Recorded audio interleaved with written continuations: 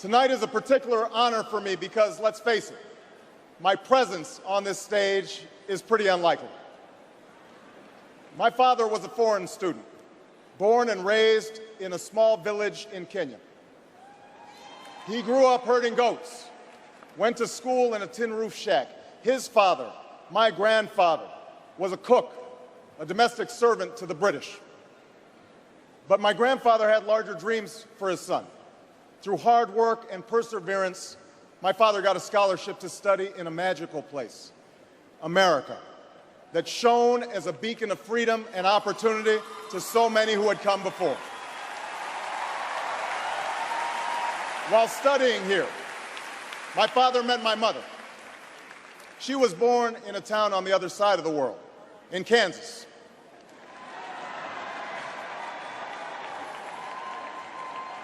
Her father worked on oil rigs and farms through most of the Depression.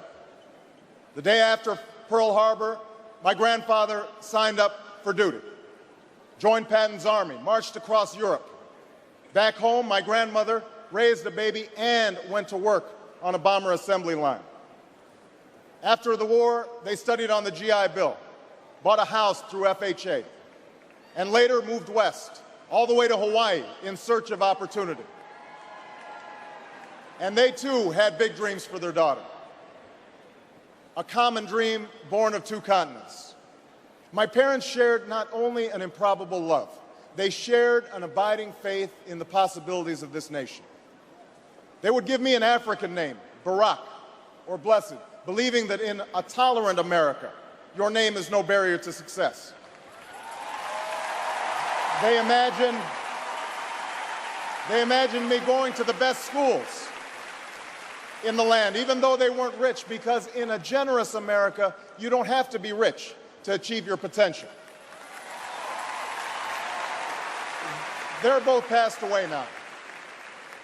And yet I know that on this night, they look down on me with great pride.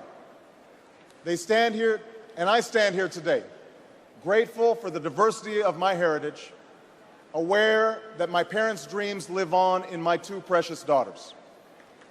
I stand here knowing that my story is part of the larger American story, that I owe a debt to all of those who came before me, and that in no other country on earth is my story even possible.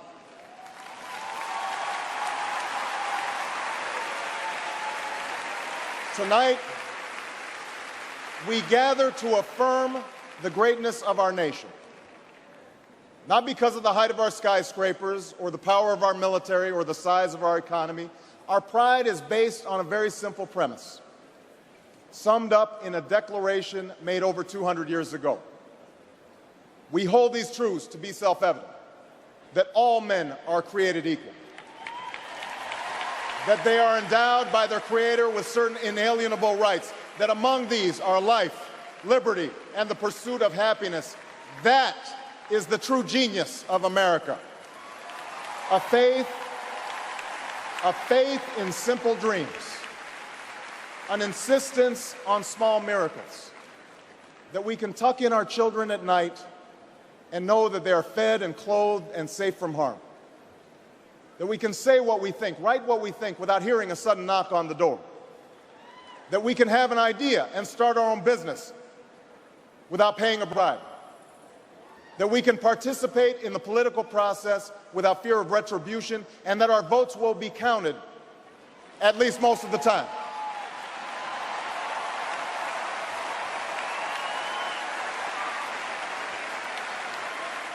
This year, in this election, we are called to reaffirm our values and our commitments, to hold them against a hard reality, and see how we're measuring up to the legacy of our forebears and the promise of future generations.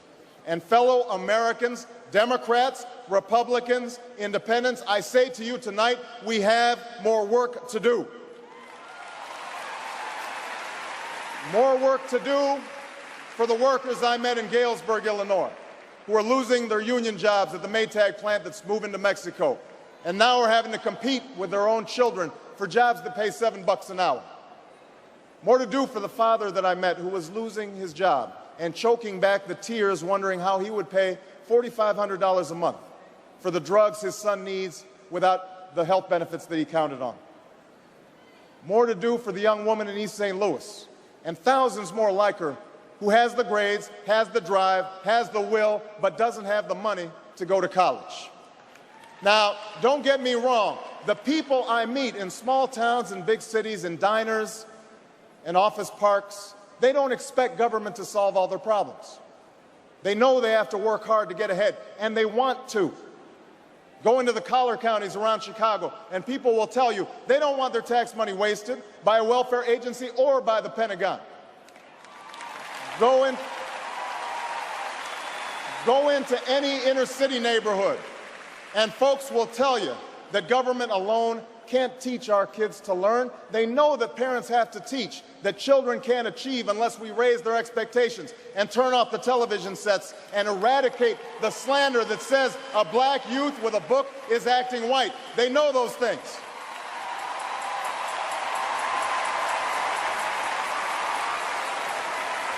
People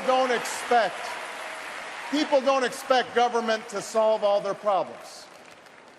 But they sense deep in their bones that with just a slight change in priorities, we can make sure that every child in America has a decent shot at life, and that the doors of opportunity remain open to all. They know we can do better, and they want that choice. In this election, we offer that choice. Our party has chosen a man to lead us who embodies the best this country has to offer, and that man is John Kerry.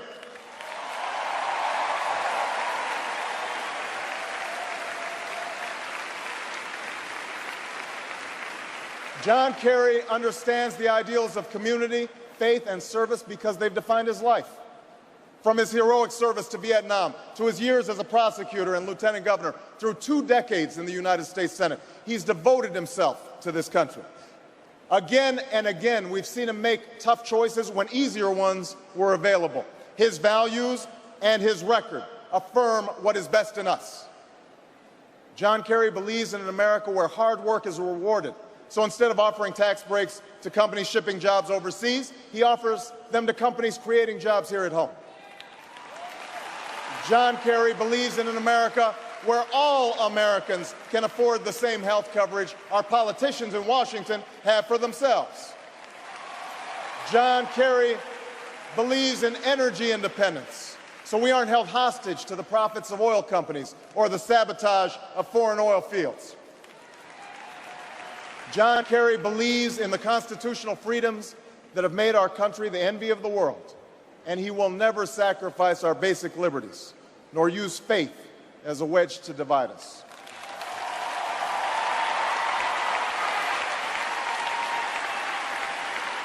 And John Kerry believes that in a dangerous world, war must be an option sometimes, but it should never be the first option. You know, a while back, I met a young man named Seamus in a VFW hall in East Moline, Illinois.